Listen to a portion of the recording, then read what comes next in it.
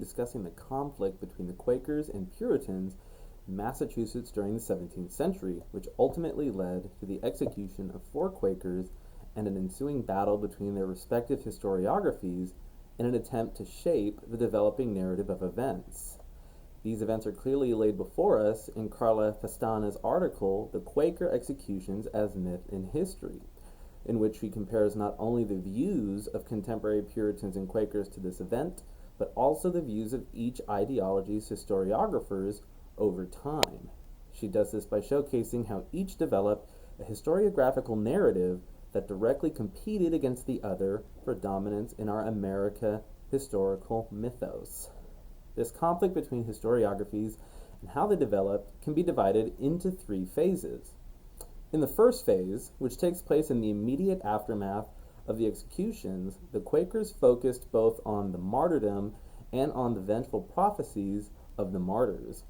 Edward Burrough and George Bishop, who both published condemnations of the Puritans, wrote extensively on the cause of Quaker martyrdom due to their prophesizing the apocalypse, something they viewed at the time as imminent.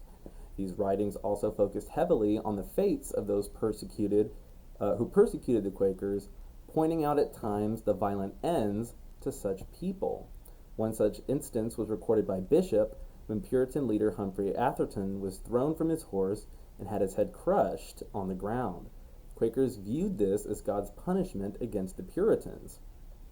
On the other side, Puritans in this phase characterized Quakers both as a civil threat to their government, but more importantly, as a religious threat, believing them to be inspired by the devil to upset their Puritan lifestyle. Writers such as Cotton Mather supported this, and while it may have been initially successful when compared to the aggressive methods of proselytizing Quakers practiced at the time, the narrative was already beginning to change.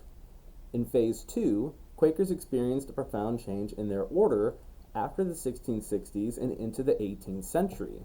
Since post-Restoration England showed Quakers that the apocalypse was not indeed as forthcoming as they imagined, they began to shift to a more pacifist ideology. To reconcile this with their past, Quakers began to focus more on those executed as serene martyrs. This is reflecting in the writings of those like Joseph Grove in 1703, who de-emphasize their apocalyptic message. Puritans found themselves at a disadvantage during this phase, still condemning those who were now viewed in a light of pacifism, something which garnered little support or approval from others, especially in England. Thus, the Puritans attempted to focus more on the civil aspect of Quaker lawbreaking and less on religious condemnation. This did little to win them popular support among the public. In the third and final phase, nearing the time of the Revolution, the Puritans, now on the defensive and attempting to salvage the reputation of their ancestors, attempted to portray those initial Puritans who settled the New World as seekers of religious liberty, an idea that was running strong through revolutionary America at the time. This backfired as Quakers were quick to portray the Puritans as hypocrites who, alleging to seek religious liberty, instead became religious persecutors, while it was the Quakers who died in service of religious freedom. Now writing that they had come to Massachusetts not to prophesize the apocalypse, but instead to seek the practice of religious freedom among the Puritans. Such a picture has remained in the American mind ever since, with the Quakers portrayed as the peaceful martyr suffering at the hands of the bloodlusting Puritans. Thank you for watching.